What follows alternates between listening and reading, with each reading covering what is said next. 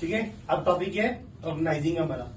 Organising क्या है? Planning के बाद का स्टेप है कि हमने कहा था ये सेकंड फंक्शन ऑफ मैनेजमेंट है। फर्स्ट स्टेप क्या था? प्लानिंग। आप पिछली वीडियो में देखो तो प्लानिंग हमने किया था। प्लानिंग के बाद क्या होता है? ऑर्गेनाइजिंग होता है। तो ये पूरा प्रोसेस है मैनेजमेंट का, planning, organizing, staffing, tracking and controlling. तो अब सेकंड मैनेजमेंट का फंक्शन है ऑर्गेनाइजिंग। सबसे पहले ऑर्गेनाइजिंग का मीनिंग क्लियर होना चाहिए कि ऑर्गेनाइजिंग होता क्या। ठीक है, ऑर्गेनाइजिंग है क्या? Organizing is refers to the relationship between the various factor present in giving enterprises. कि जो प्लानिंग में सिलेक्ट किया गया कि मैनेजर ने या मैनेजमेंट ने प्लानिंग में जो रिसोर्सेज को सिलेक्ट किया जो एंटरप्राइजेस के पास गिवन है, उसके फैक्टर्स को रिलेशनशिप में जब वो ऑर्गेनाइज करेंगे अच्छे तरीके से, उसको हम क्या बोलते हैं? ऑर्गेनाइजिंग बोलते हैं। ठीक है, जो हमने प्लान किया था, मैंने पहले एग्जांपल दिया कि मेरे को चंडीगढ़ से दिल्ली जाना है। प्लानिंग में एग्जांपल दिया था मैंने, तो चंडीगढ़ से दिल्ली जाने के लिए मैंने ट्रेन की टिकट बुक की होगी। ठीक है, अब मैं क्या कर रहा हूँ? इंप्लीमेंट कर दिया, ट्रेन की टिकट बुक हो गई मेरी। अब मैं क्या करूंगा? जाने के लिए अपने रिसोर्सेज इकट्ठे करूंगा। ठीक है, अपनी पैकिंग करूंगा। ठीक है, सामान पैक करूंगा। ठीक है, स्टेशन पे जाना भी पड़ेगा। तो वो क्या सब क्या है? ऑर्गेनाइजिंग है कि जो मैंने प्लान किया उसको मैं क्या करने जा रहा हूँ? ऑर्गेनाइज करने जा रहा हूँ। ठीक है, तो उसके बाद ना सबसे पहले प्रोसेस करते हैं, फिर बड़ी जल्दी क्लियर होगा आपको। प्रोसेस ऑफ ऑर्गेनाइजिंग, जैसे प्लानिंग में क्या था? Setting objective. ठीक है, उसके बाद क्या था? Developing premises, identify, evaluating, selecting, implementing and follow up. ठीक है, प्लान फॉलो अप हो गया हमारा, हमने ट्रेन की टिकट बुक कर दी। बट अब क्या है? Identification and division of work. कि ट्रेन की टिकट बुक करने से कल काम नहीं होता, मेरा कुछ ना कुछ तो ऑब्जेक्टिव तो दिल्ली जाके करना क्या है मुझे। फॉर एग्जाम्पल दिल्ली जाके मेरे को कोई सामान लेके आना था, तो उसके लिए क्या आइडेंटिफिकेशन कर ली कि मेरे को वहां से सामान लेके आना है, तो मतलब यहाँ से खाली बैग को लेके जाने पड़ेंगे ना एक्स्ट्रा। ठीक है, तो खाली बैग आइडेंटिफिकेशन काम पता लग गया मुझे। अब क्या? डिवीजन ऑफ वर्क, कि अगर मैं ये सारा काम अकेला करता हूं तो मेरे लिए डिफिकल्ट है। ठीक है, हमने प्रिंसिपल ऑफ मैनेजमेंट में पढ़ी थी, हमारे प्रिंसिपल था डिवीजन ऑफ वर्क। उसमें क्या था कि अगर आप एक काम को डिवाइड कर दोगे डिफरेंट सबऑर्डिनेट्स में, तो वो क्या काम भी जल्दी हो जाएगा और इफेक्टिव वे में काम होगा। तो वैसे ही पहला हमारा क्या है? स्टेप है identification and division of work. Second step departmentalisation. ठीक है, अब क्या है कि आपने कहा कि मैं इंडस्ट्री खोलने जा रहा हूं। ठीक है, मैंने क्या खोल ली? इंडस्ट्री खोल ली। कि इंडस्ट्री खोलने के बाद मैंने आइडेंटिफाई कर लिया कि मेरा क्या काम है। ठीक है, आइडेंटिफिकेशन करी, मैंने इंडस्ट्री खोलनी है और अपने काम को क्या कर दिया? डिवाइड भी कर दिया। ठीक है, कि भैया देख फाइनेंस डिपार्टमेंट तू संभाल ले, वगैरह वगैरह सारे काम डिवाइड कर दिए। डिपार्टमेंटलाइजेशन में मतलब क्या? अब मैं डिपार्टमेंट्स बनाऊंगा। ठीक है, अब अकेले सारे डिपार्टमेंट मैं तो संभाल नहीं सकता। आप किसी भी इंस्टीट्यूट को देख लो, किसी भी स्कूल को देख लो, किसी भी हॉस्पिटल को देख लो, वहां पे क्या होते हैं? अलग अलग डिपार्टमेंट्स बने होते हैं। जैसे कि मान लो इंडस्ट्री में क्या करा कि मैंने एक फाइनेंस बना दिया। ठीक है, फाइनेंस डिपार्टमेंट। ठीक है, एक परचेज डिपार्टमेंट, एक सेल्स डिपार्टमेंट, एक मार्केट डिपार्टमेंट। ठीक है, ये क्या करा? मैंने चारों डिपार्टमेंट्स अलग अलग बना दिए। ठीक है, 4 हेड रख दिए। वो डिवीजन ऑफ वर्क भी कर दिया ना। डिवीजन ऑफ वर्क क्या था? मुझे ये काम डिवाइड करना है, उसके लिए मैंने क्या करा? डिपार्टमेंटलाइजेशन बना दिए कि भैया जो ये काम बांटा है इससे सारा काम किसमें आएगा? परचेज डिपार्टमेंट में। ठीक है, पैसे से रिलेटेड काम सारा किसमें आएगा? फाइनेंस डिपार्टमेंट में। ठीक है, जो मार्केट में एडवर्टाइजमेंट करनी है वो किसमें जाएगा? मार्केटिंग डिपार्टमेंट में। ठीक है, काम को डिवाइड कर दिया, डिवाइड के बाद उनके डिपार्टमेंटल बना दिया कि ये इनके हेड है। अब उसके बाद क्या है? थर्ड स्टेप असाइनिंग और ड्यूटीज। अब मैं क्या करूंगा? ड्यूटीज अलाउ करूंगा कि देख भैया परचेज डिपार्टमेंट का हेड आप होंगे। ठीक है, आपकी ड्यूटीज क्या है? परचेज करना। ठीक है, बेस्ट रॉ मटेरियल परचेज करना है, सस्ते रेट पे परचेज करना है, आपने हमारे पैसे बचाने हैं। तो ठीक है, तो मैंने थर्ड स्टेप में क्या कर दी? उनको ड्यूटीज अलाउ कर दी। Fourth step establishing reporting relationship. Establishing reporting relationship का मतलब क्या होता है? फॉर एग्जाम्पल देखो कि इस स्टेप में क्या करा? मैंने उनको काम दिया। रिपोर्टिंग रिलेशनशिप का मतलब क्या होता है? फॉर एग्जाम्पल देखो कि इस स्टेप में क्या करा? मैंने उनको काम दिया, उनको ड्यूटीज दी। ठीक है, मैंने उसे कहा कि भैया तेरे पास 1 लाख रुपए है।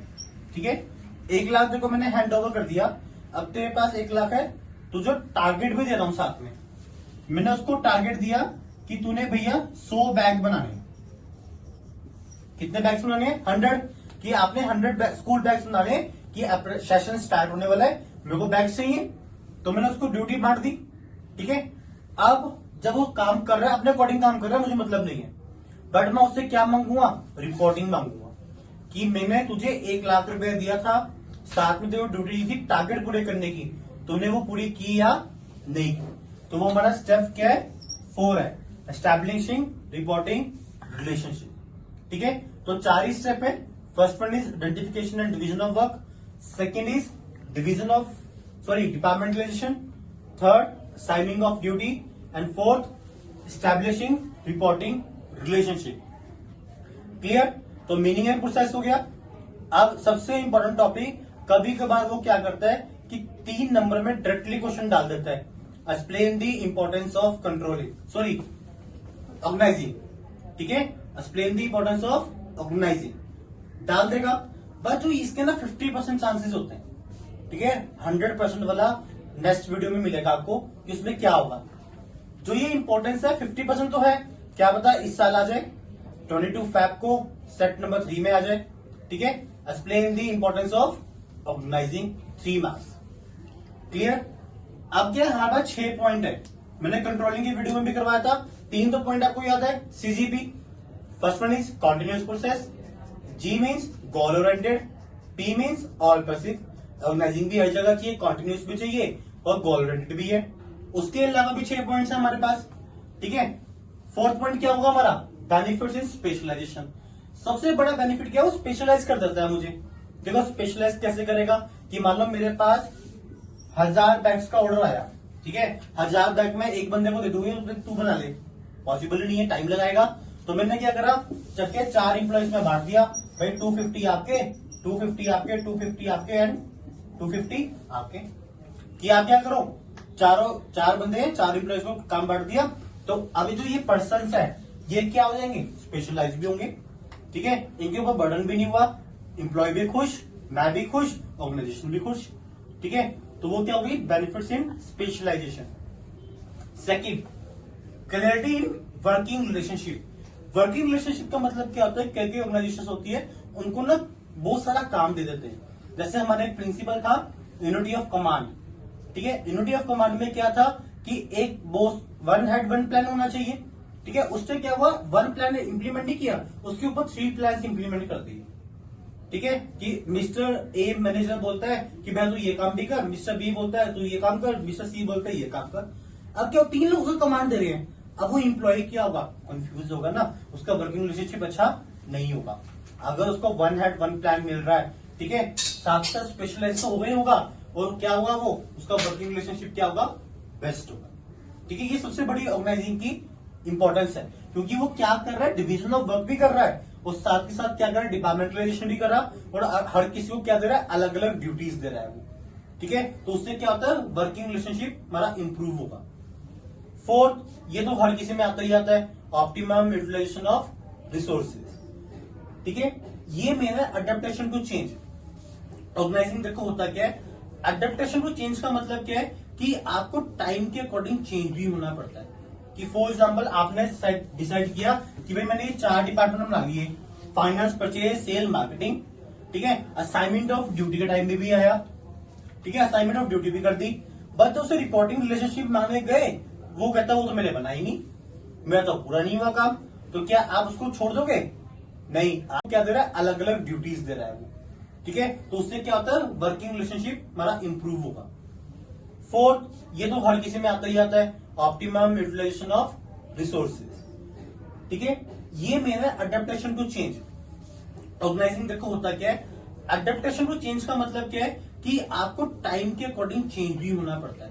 कि फॉर एग्जाम्पल आपने डिसाइड किया कि भाई मैंने ये 4 डिपार्टमेंट बना लिए, फाइनेंस, परचेज, सेल, मार्केटिंग, ठीक है। असाइनमेंट ऑफ ड्यूटी के टाइम में भी आया, ठीक है, असाइनमेंट ऑफ ड्यूटी भी कर दी, बट उसे रिपोर्टिंग रिलेशनशिप मांगने गए, वो कहता वो तो मैंने बनाई नहीं, मेरा तो पूरा नहीं हुआ काम। तो क्या आप उसको छोड़ दोगे, नहीं, आप क्या करोगे, तो उसे दोबारा ऑर्गेनाइज करने की कोशिश करो। हमने उसमें भी किया था ना प्लानिंग में, जब हम सिलेक्टिंग की प्लान करते हैं, ठीक है, अगर हमारे पास 2 बेस्ट ऑल्टरनेटिव हो तो हम दोनों को सिलेक्ट कर लेते हैं, कोई बात नहीं, 2 रख लेते हैं, दोनों में से पहले लोग इम्प्लीमेंट कर लेते हैं, क्योंकि प्लानिंग तो गारंटी नहीं देता सक्सेस की। अगर उसने सक्सेस नहीं दी तो दूसरे वाला क्या कर दूंगा, इम्प्लीमेंट कर दूंगा, उससे मेरा क्या बचेगा, टाइम बचेगा, ठीक है। तो वैसे ही इसमें, ठीक है, तो अडेप्टेशन टू चेंज, ठीक है। तो 3 टॉपिक हो गए, मीनिंग, इंपॉर्टेंस एंड प्रोसेस। सबसे main topic types of structure. Types of structure में क्या है, हमारे पास 4 स्ट्रक्चर है, functional, divisional, formal and informal, ठीक है। ये चारों स्ट्रक्चर ही इंपॉर्टेंट है, बट इन चारों में से कोई 2 स्ट्रक्चर है जो 22 फैब को पेपर में है, ठीक है। वो आपको मिलेगा नेक्स्ट वीडियो में।